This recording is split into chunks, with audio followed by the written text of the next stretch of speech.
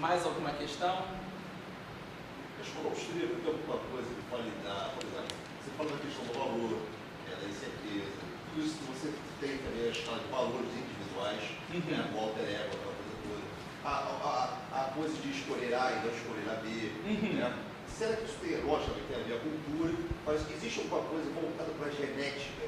Essa transmissão de conhecimento é levada de gerações a gerações, através das pessoas, pelo conhecimento, pela cultura. Seria alguma coisa a ver com a escolha do indivíduo, com o DNA, alguma coisa assim? Não. Nada disso pelo seguinte. Quem tentou, no plano econômico, fazer isso, foi a escola evolucionista de Herbert Spencer. Até o Carlos Stagnaro, do Bruno Leone, na Itália, lançou um livro interessante sobre o Spencer, discutindo. O Spencer, ele sim defende o que se chamou darwinismo social. Ele quer estudar determinantes biológicos para explicar os processos econômicos. O Mises, logo no começo da ação humana, ele diz, a genética explica muitas coisas, só que essa necessidade de escolhas, isso é uma questão da evolução dessa ordem espontânea chamada sociedade. Você tentar buscar fundamentar praxeologia em biologia, você cai num erro de determinismo e é a tentativa de você buscar um objetivismo para explicar algo que é intrinsecamente subjetivo. É o que eles chamam de teorias racistas. A gente não pode aceitar nenhuma espécie de teoria racista. Poderia desembocar até no nazismo. Sim. Você vai dizer, não, porque fulano é desse jeito. Não existe isso. A ação humana é a mesma para brancos, negros, amarelos, isso em termos... Então você foge disso. Então você não pode ter isso. E biologicamente o que se prova hoje, eu falo isso pelo que meu irmão trabalha como biólogo, é que não existem raças, existem etnias. A raça é uma só, a raça humana. Então a ação humana é válida para todas as etnias, todas as culturas. Porque a ação humana tenta ser neutra. A ação humana ela não vai discutir o que é certo e errado. Porque isso já você sai do âmbito da praxeologia e cai na axiologia. Valores éticos, valores estéticos, a questão cultural, a questão religiosa, histórica, é fundamental na tomada de decisões do indivíduo? Só que é um fator extra-praxeologia. Ela está fora do campo da praxeologia. Se você começa a querer discutir essas preferências axiológicas, a questão dos valores, você já sai da praxeologia para a axiologia. E o que a escola austríaca quer fazer é se limitar ao campo da praxeologia. Ela não vai discutir a ontologia, o que é o homem. A antropologia defendida na escola austríaca não é dizer o que é o homem, mas é dizer o que é o homem enquanto agente. Ela vai entrar sim em questões de epistemologia, mas nunca em questões de axiologia. O homem vai sempre agir em escala de valores, tentando sair de um estado de menos conforto para maior conforto. Só que o que ele considera maior conforto ou menor conforto é subjetivo. Para algumas pessoas, maior conforto pode ser, antes de dormir, tomar um copo de leite. Para mim, um copo de chá. Para algumas pessoas, satisfação é, na hora do jantar, tomar um copo de água, de suco. Para mim, uma garrafa de vinho. Então, isso é variável. E é interessante isso. Eu lembro... Foi em 2007, eu fui jantar na casa do Marx Paulsen, que é uma figura, ele é brilhante, só que ele é mormon. Então fomos jantar na casa dele, a esposa dele é Joana, que é professora de história da arte, e o jantar, um suco de laranja. Então minha esposa e eu, suco de laranja, vamos seguir. Só que eles tiveram a gentileza imensa, eles compraram 2 saquinhos de café instantâneo para fazer após o jantar café para nós, porque nós bebemos café. Eu penso, bebem café, eles não bebem café. Então é questão de preferências.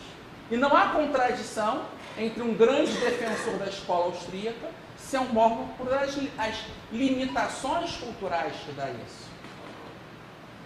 A teoria da praxeologia independe das crenças pessoais, independe dos valores pessoais. Se você quiser trabalhar, aí sim, uma combinação entre praxeologia e axiologia, é o que, de certa forma, o professor Biratã e eu tentamos fazer com o CF, nos discutir com a praxeologia, se adequa a certas questões de axiologia. Mas a gente está deixando claro desde o princípio que não estamos trabalhando com praxeologia pura, e sim com a combinação entre praxeologia e axiologia. Então é discutir como a praxeologia pode entrar em acordo com certos valores culturais da civilização judaico-cristã. Isso aí é um ponto. É mostrar a moralidade do mercado. Mas a função daqui não é mostrar como funciona. Então a gente tem que ter essa divisão desses dois aspectos. Não é que não seja inválido você trabalhar com a questão dos valores. Não. Mas a ciência da ação humana não faz isso. Até porque se ela trabalhasse com isso, ela deixaria de ser praxeologia. Você pode tentar ver como ela se relaciona, mas você não está trabalhando puramente de praxeologia.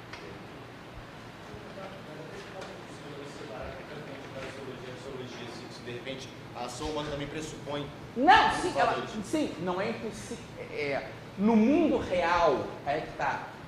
Por isso que o Mises chama de construções imaginárias. Ele tenta isolar o elemento ação exclusivamente. Ele tenta fazer isso. Só que ele sabe que no mundo real, os agentes vão agir pautados nesses valores. No mundo real você não separa.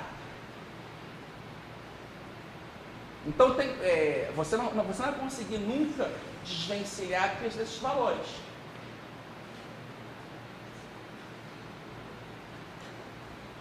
Eu tive um caso de um amigo meu que foi visitar a Holanda e ele descobriu que na Holanda um sanduíche era mais caro que uma prostituta. Ele ficou espantado com as moças, falou, moças lindas, se oferecendo para ele. Ele, noivo, católico, falou, não, eu não quero isso. E não aproveitou.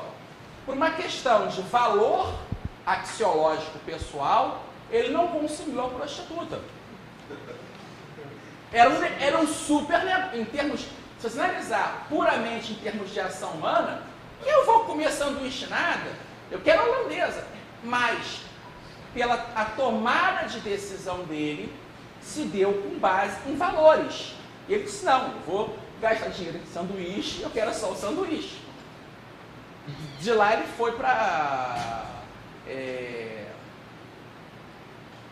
um país da Ásia, Malásia, que tinha contratos, coisas lá, e aí já era um país muçulmano, outra coisa, outra cultura. Só que ele agiu na ação humana com os valores dele em valores diferentes, culturais.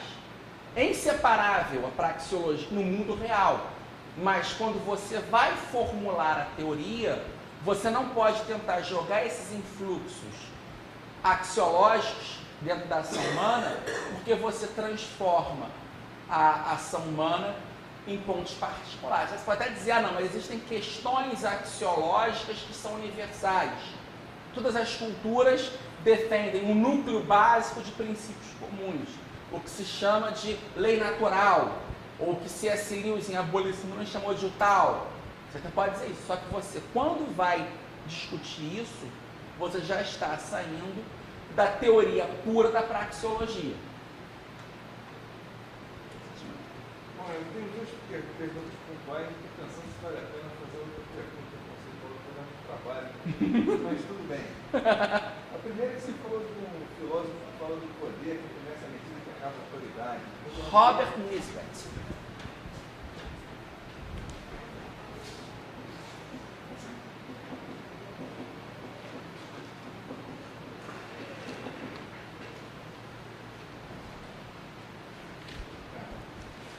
Obrigado.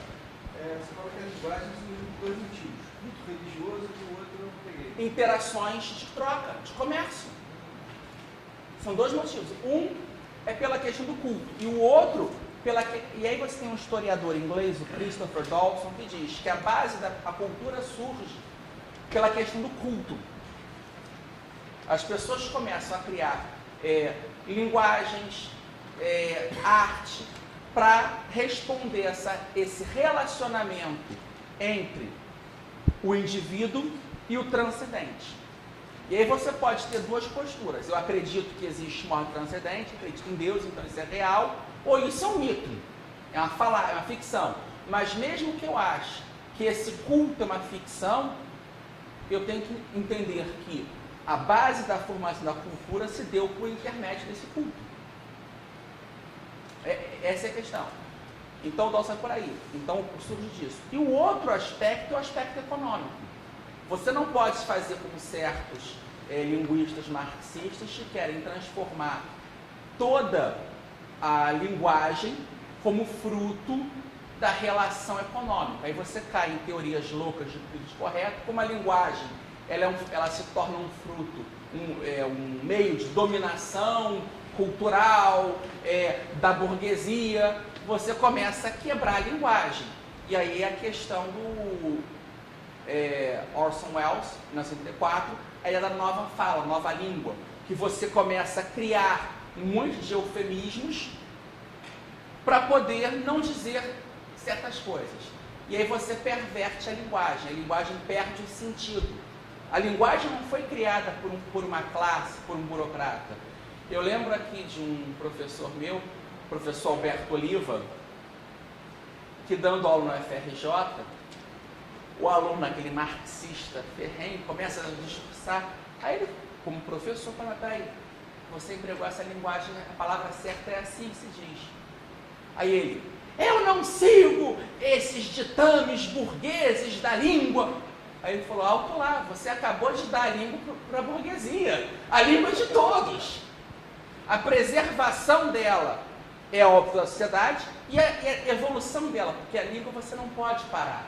Por mais perfeita que seja uma gramática ou um dicionário, ela capta a língua num determinado espaço. A língua evolui. A guerra entre linguistas e gramáticos, uns querem paralisar a língua, outros querem acelerar toda. Existe um justo meio entre as duas partes. A língua tem algumas regras que mantêm ela ser a língua, só que essas regras evoluem com o tempo. Se nós analisarmos, por exemplo, vamos pegar a língua portuguesa, como o português em Portugal fala, como o carioca fala e como o paulista fala. São interações culturais. O português seguiu um ritmo natural da linguagem, e a linguagem reduz as vogais, é uma língua mais consonantal. No Rio, o carioca puxa muito o S, o R, porque há uma influência maior francesa, a corte no Brasil, comércio, relações culturais. Em São Paulo, uma visão mais italiana, maior imigração italiana para São Paulo que no Rio. Então a língua vai tornando visões. E a própria língua portuguesa do Brasil como um todo, é impressionante que você, quando vai para conversar com as pessoas, ver a quantidade de palavras dos dialetos nativos brasileiros, dos indígenas, que tem na língua, e de línguas africanas.